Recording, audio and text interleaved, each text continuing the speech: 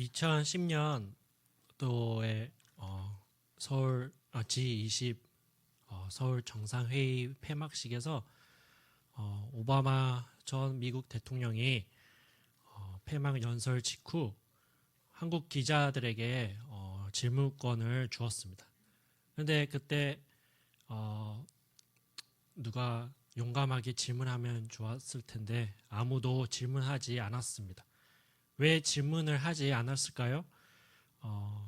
질문을 안 한 이유로 기자들이 질문을 받을 것이라는 예상을 전혀 못한 돌발 상황에서 적절한 질문을 생각하지 못했고 엉뚱한 질문을 던졌다는 그런 타박을 받거나 국격을 떨어뜨렸다는 비난을 받게 되지 않을까 염려했기 때문입니다. 무엇보다 세계의 이목이 집중된 자리에서 미국 대통령에게 질문을 해야 한다는 중압감을 이기지 못했던 것입니다. 사랑하는 여러분, 학교 다닐 때와 지금을 생각해 보시길 바랍니다. 여러분은 수업 시간에 질문을 잘 하셨습니까? 네, 탁월하십니다. 네, 저는 학창 시절에 선생님이 질문 있느냐는 말에 용감하게 손을 들어 질문한 적이 전혀 없습니다. 네, 수업 내용 중에 이해 못하는 부분이 있으면 어려운 선생님에게 대신 하는 거, 어려운 선생님보다 이제 편한 이제 친구에게 묻곤 했습니다. 선생님에게 질문을 못한 이유는 내가 이 질문을 했을 때 선생님이 뭐라고 야단치지 않을까, 그것도 모르냐며 친구들이 비웃지 않을까를 걱정했고요.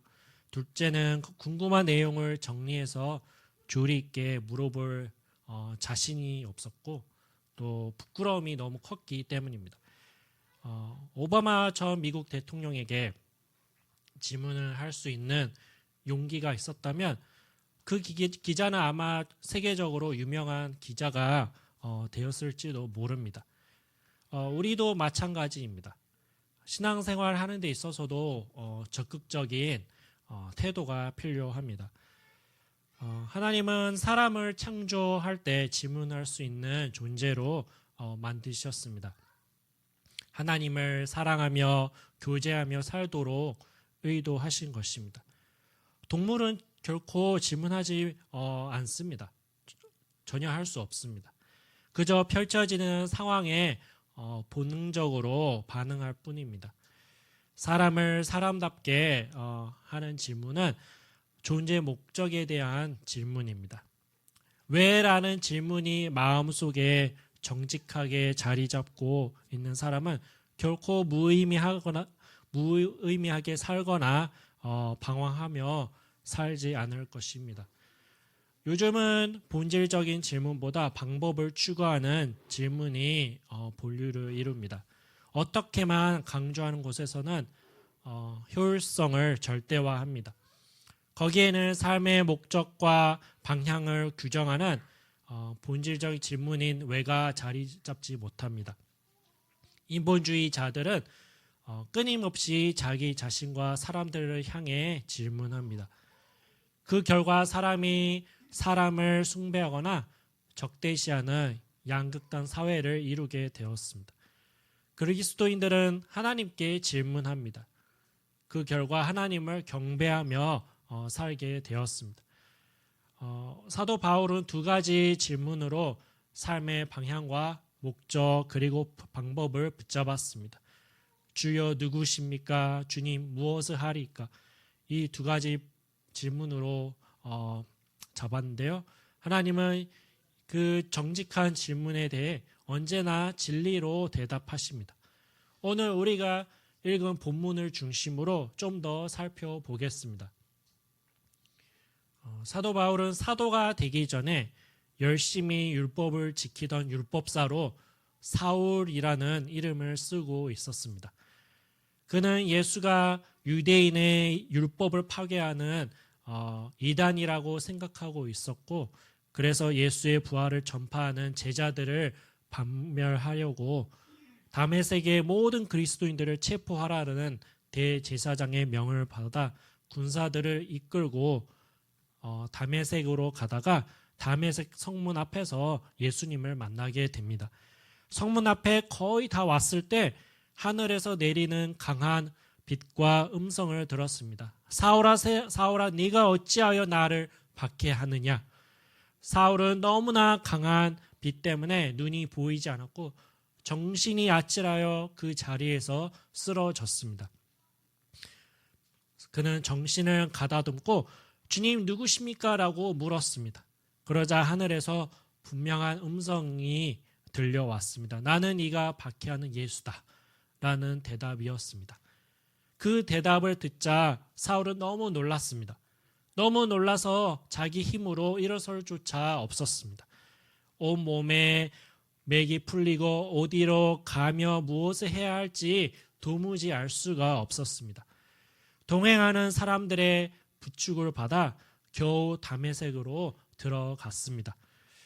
그렇게 자기 주관이 뚜렷하였던 사람, 그렇게 기세등등하게 예수를 이단이라고 규정하던 사람, 그래서 예수의 잔당을 소탕하기 위해 다메섹으로 가던 그 사람, 자기의 일에 그렇게 열심이고 주관이 뚜렷했던 그 사람이 자기가 무엇을 해야 할지도 모르는 무기력한 사람이 되어버렸습니다. 자기 힘으로 일어설 힘도 없는 나약한 사람이 되고 말았습니다.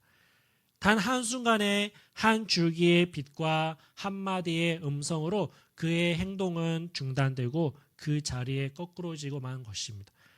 그래서 그는 하늘을 향해 물었습니다. 주여, 제가 무엇을 하리이까? 이 말은 지금까지 자기의 살아온 삶이 무언가 잘못되었음을 깨달았다는 고백이고, 이제 내가 도대체 무엇을 해야 할지 알 수가 없다는 고백을 한 것입니다. 주여, 제가 무엇을 하리이까? 아주 겸손한 고백이었습니다. 사랑 여러분, 이 장면에서 여러분은 무엇을 느낍니까? 사람이 하나님을 제대로 알지 못하면 자기가 누구인지를 모릅니다. 자기가 누구인지를 모르면 자기가 해야 할 일이 무엇인지도 모르게 되어 있습니다. 이는 마치 자기 아버지가 누구인지를 모르면 자기가 누구인지를 모르는 게 당연한 것과 같습니다. 그러니까 누구든지 하나님이 누구신지를 되도록 일찍 알아야 합니다. 자기를 지으신 분이 누구시고 자기에게 삶의 기회를 주신 분이 누구신지를 알아야 자기가 가야 할 길을 알고 힘찬 인생을 살아갈 수 있는 것입니다. 할렐루야. 그런데 사울은 주님 누구십니까? 라는 이 중요한 질문을 다메섹에 가는 길에서 거꾸러진 뒤에야 했습니다. 그 전까지는 자기가 잘난 사람이었습니다. 율법사였기 때문에 유대 사회에서는 힘이 있었습니다. 대제사장의 신임도 있었습니다. 자기를 따르는 병사들도 많았습니다. 모세의 율법을 지키기 위해 율법을 파괴하는 사람들인 예수의 잔당을 없애는 것이 하나님께 충성하는 것이라는 확신이 가득했습니다. 하지만 그것은 하나님을 제대로 알지 못하고 예수님을 제대로 알지 못했던 시절에 가진 잘못된 확신이었습니다. 그랬던 그 사람이 다메섹 성문 앞에서 예수님이 자기를 부르시는 그 음성을 들은 뒤로는 그동안 가졌던 확신이 모두 사라져 버렸습니다. 율법을 준수해야만 구원을 받고 율법을 준수하는 것이 하나님을 바로 섬기는 것이라는 확신이 모두 사라져 버렸습니다. 예수는 하나님의 아들이 아니고 사기꾼이라고 생각했던 자기의 생각이 잘못된 것이었습니다. 그래서 그는 눈앞이 깜깜해지면서 무엇을 해야 할지 도무지 알 수가 없어서 주여 무엇을 하리까라고 진지하게 물었던 것입니다. 모세도 같은 과정을 거쳐서 자기의 길을 가게 된 사람입니다. 출애굽기를 보면 모세는 애굽에서 40년 동안 모든 학문을 배운 석학이었고 무술을 연마한 유단자였습니다. 뿐만 아니라 가만히 있으면 애굽의 왕자에 오를 수도 있는 위치에 있었습니다. 그런 그가 애굽에서 노예 취급 당하고 있는 히브리 사람들을 도우려고 하다가 하루는 애굽 사람을 쳐 죽이는 살인을 했습니다. 그런 행동까지 하게 된 것은 자기가 애굽 사람이 아니라 히브리 사람이며 우상을 숭배할 사람이 아니라 하나님을 경외하는 사람이라는 자기 정체성이 있었기 때문이었습니다. 모세는 자기가 누구인지를 아는 사람이었습니다. 모세는 자기는 애굽 사람이 아니라 히브리 사람이며 우상을 숭배할 사람이 아니라 하나님을 경외하는 사람이라는 분명한 자기 정체성 때문에 자기가 서야 할 자리는 애굽의 자리가 아니라 고통받는 자기 백성들 곁이라고 생각하고 애굽의 부귀 영화를 포기하고 히브리 사람들을 돕기 위해서 나선 것입니다. 그런데 그 일이 탄로가 나고 모세가 애굽 사람이 아니라 히브리 사람이라는 신분이 들통나서 왕실의 지명 수배를 받아 유랑길을 떠나게 됩니다. 모세는 도피처로 삼고 은신하던 미디안 광야에서 40년을 지내다가 어느 날 그를 찾아오신 하나님을 만나게 됩니다. 인간이 하나님을 만나는 것은 인간이 자기 노력으로 신을 찾아서 만날 수 있는 것이 아니라 신이 찾아오셔서 만나는 것이기 때문에 신과의 만남은 대단한 은혜라고 할 수 있습니다. 여기서 모세도 하나님과의 그 질의응답하는 시간을 가집니다. 출애굽기 3장 13절 14절입니다. 모세가 하나님께 아뢰되 내가 이스라엘 자손에게 가서 이르기를 너희의 조상의 하나님이 나를 너희에게 보내셨다 하면 그들이 내게 묻기를 그의 이름이 무엇이냐 하리니 내가 무엇이라고 그들에게 말하리까. 하나님이 모세에게 이르시되 나는 스스로 있는 자이니라. 또 이르시되 너는 이스라엘 자손에게 이같이 이르기를 스스로 있는 자가 나를 너희에게 보내셨다 하라. 아멘.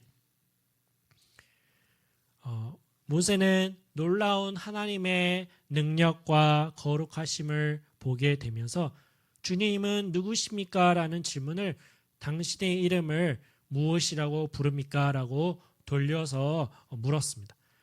하나님은 모세에게 나는 스스로 있는 자이니라 라고 대답하시면서 너는 애굽으로 돌아가서 고통받는 내 백성을 구출하라고 명령하셨습니다. 모세는 이미 하나님을 알고 섬긴다고 생각했지만 그날 비로소 하나님을 재발견한 것입니다. 모세는 하나님의 명령을 받고 애굽에 돌아옵니다. 그는 비록 40년 전에 지명수배를 받았던 사람이지만 하나님의 능력이 그와 함께 했기 때문에 애굽 왕이 그를 체포하지 못했습니다. 하나님은 그를 통해 10가지 재앙을 내리시면서 애굽 왕을 압박하셨고 결국 애굽 왕 바로는 두 손을 들고 이스라엘 백성들을 해방시키셨습니다. 모세는 전에 자기 생각과 힘으로 자기 백성들을 도우려고 했지만 그때는 실패했습니다. 그러나 그가 하나님을 만난 후에 하나님의 명령을 따라 일을 했더니 이스라엘의 해방을 이룰 수가 있었습니다. 사람이 하나님을 재발견하고 그분으로부터 사명을 받기까지 그 전까지는 아무리 수고하고 몸부림쳐도 성과 있는 일을 할 수가 없다는 것을 알려줍니다. 교육에 관해서 잠시 생각해 보시길 바랍니다. 어느 부모가 자녀가 잘 되기 바라지 않겠습니까만 우리나라는 유별은 압니다. 오바마 전 미국 대통령이 그 대통령도 알아준 교육열입니다. 이러한 교육열이 진로나 전공을 정하는 데 있어서 정작 당사자는 소극적이고 수동적이면서 엄마 아빠의 기도에 많이 의지하는 경향이 있습니다. 사랑 여러분, 인생의 중요한 문제를 결정하는데 왜 하나님이 말씀하시지 않겠습니까? 당연히 말씀하십니다. 개인적으로 하나님 앞에 서야 합니다.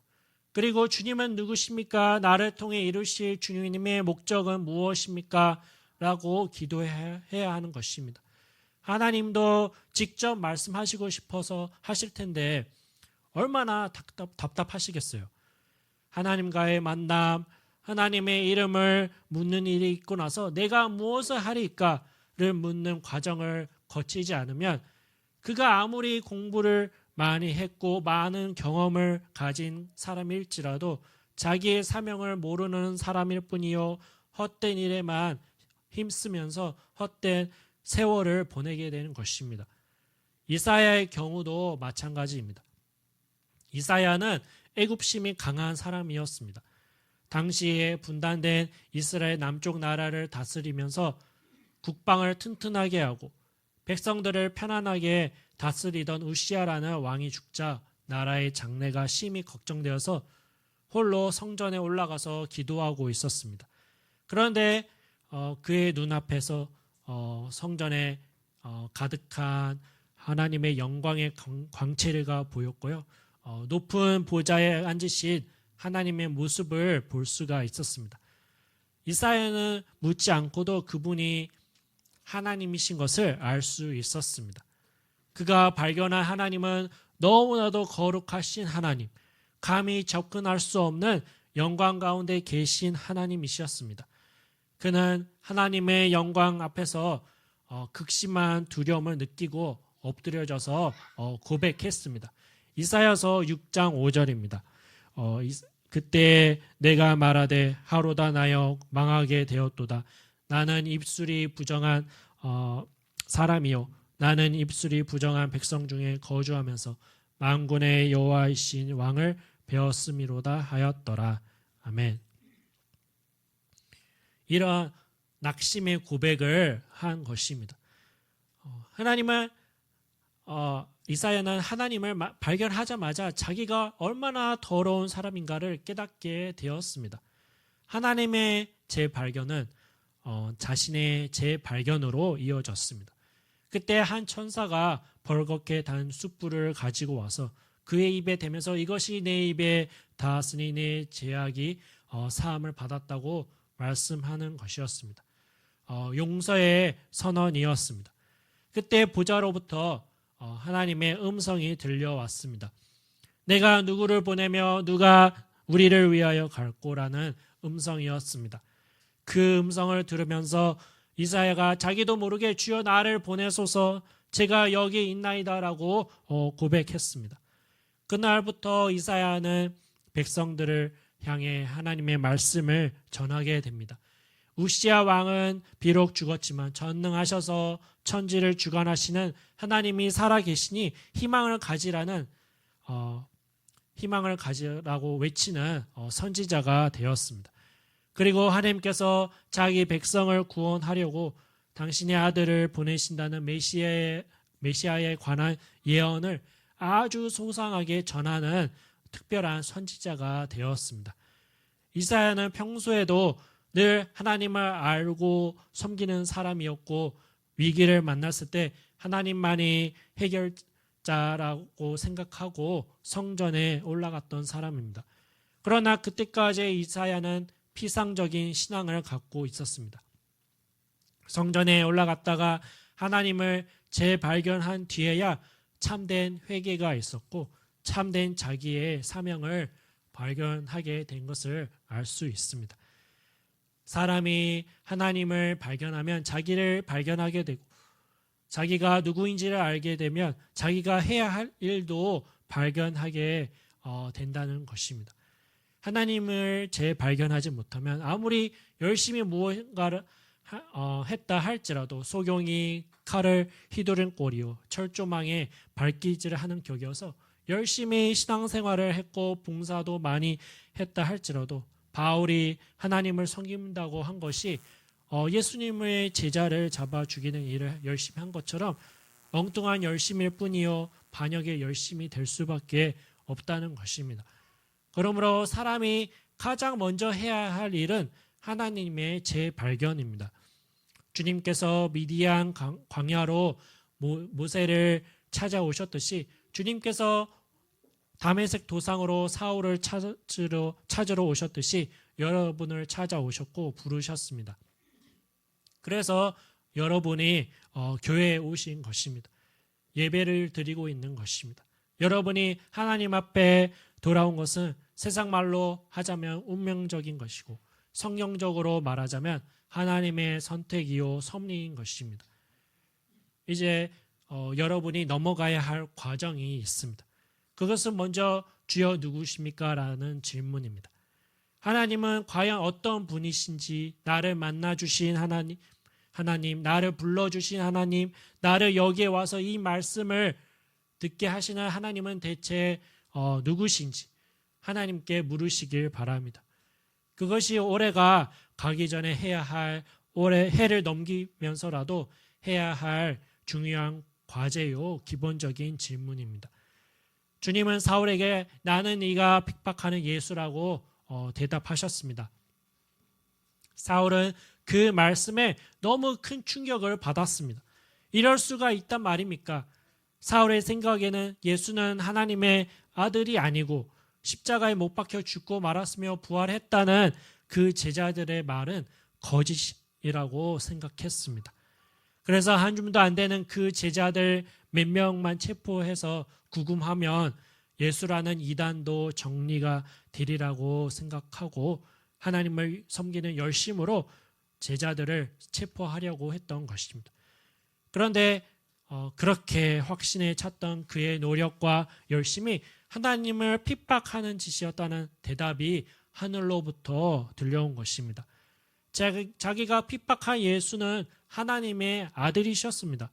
그 한마디의 응답에 사울은 거꾸로 지고 말았고 그 뒤의 삶은 완전히 바뀌고 말았습니다. 하나님께서 여러분에게는 뭐라고 대답하실 것 같습니까? 나는 네가 의심하던 예수라. 나는 네가 평생 동안 외면하던 예수라.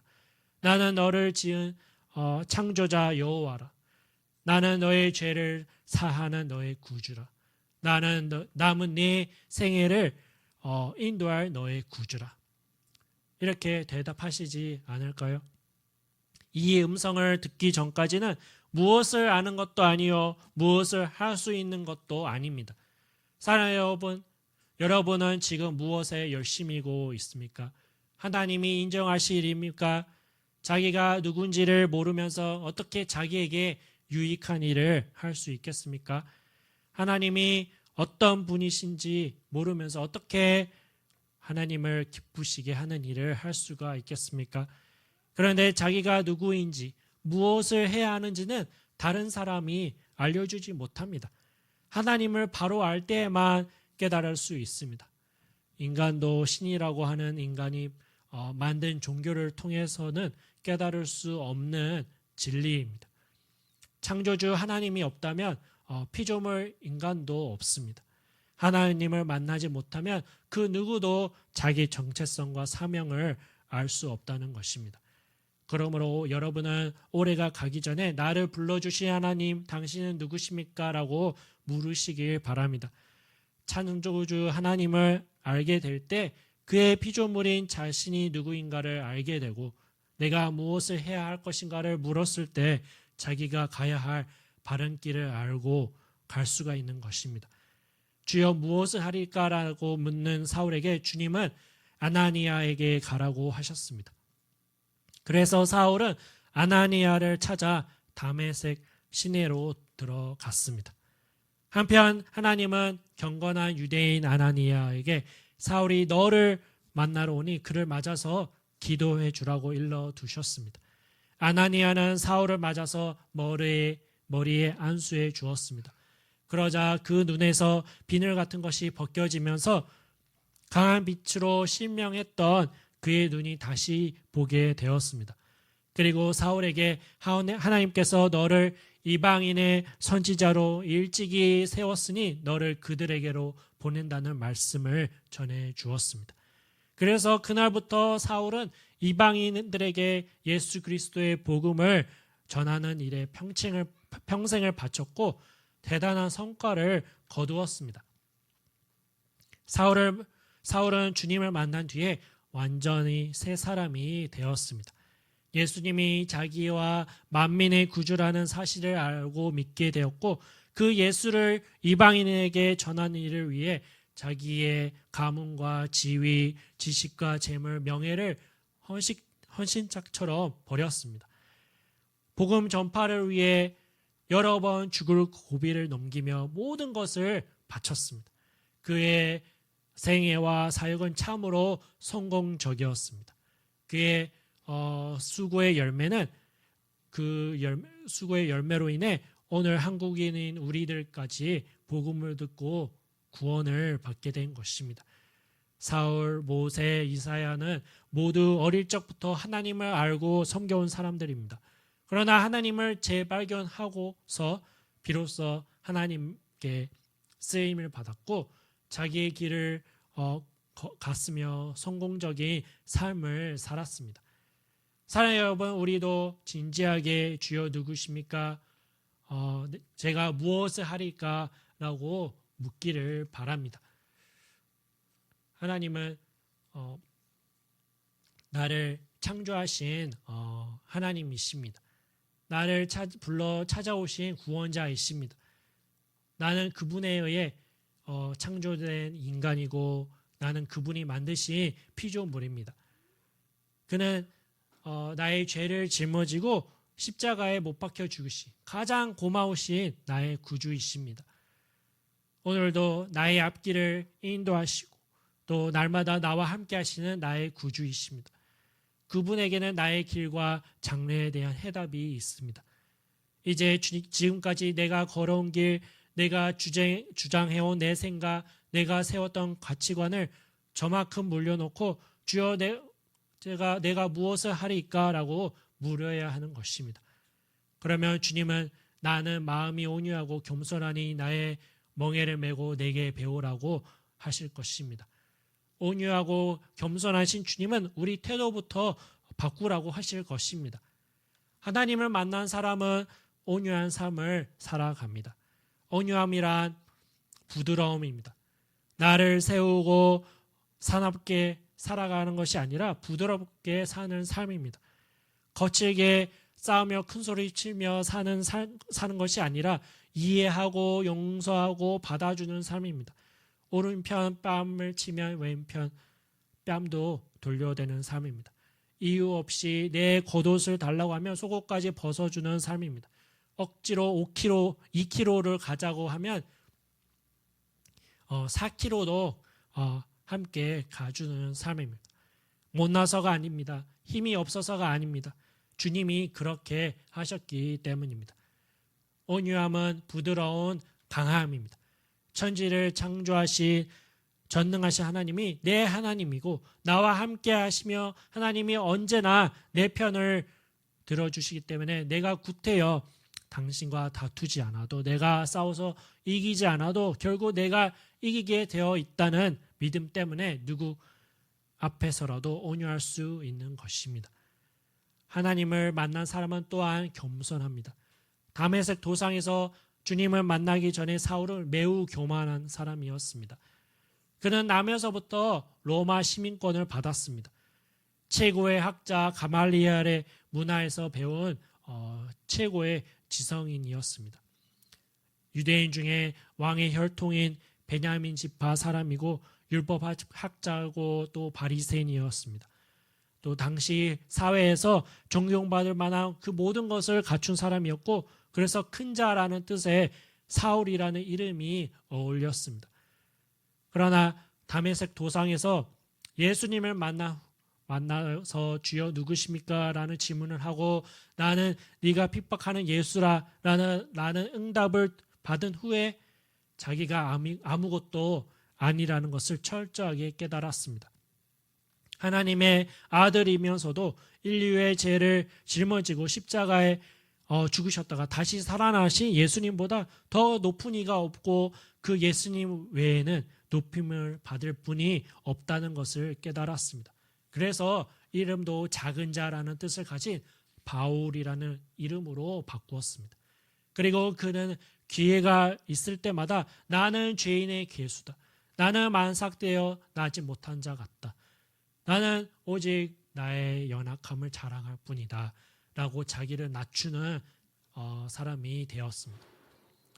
이렇게 참된 겸손은 주님을 만난 후에 만들어지는 것입니다.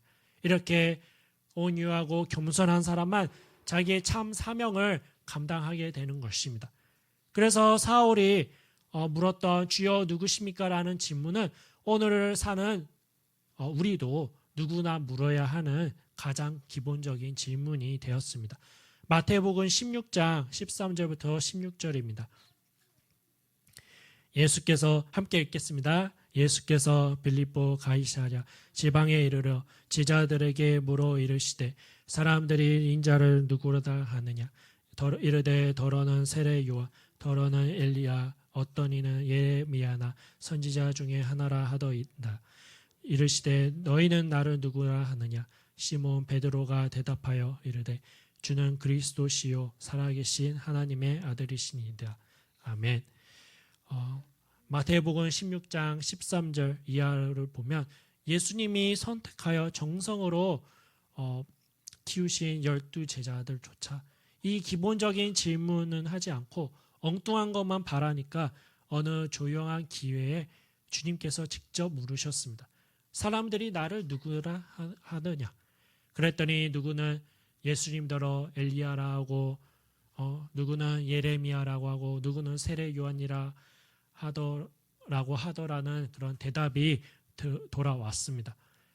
주님이 기대하신 대답은 그런 것이 아니었습니다. 제자들은 예수님을 제대로 알고 있는지 궁금하셨던 것입니다. 그래서 다시 물으셨습니다. 너희는 나를 누구라 하더냐? 너희들은 어찌하여 아직도 주여 누구십니까? 라는 질문을 하지 않는다는 그런 말씀입니다. 2021년이 시작한 지 한 달 지났습니다. 이제 내일 다음 주면 3월인데 올해 여러분은 무엇을 하시길 원하십니까?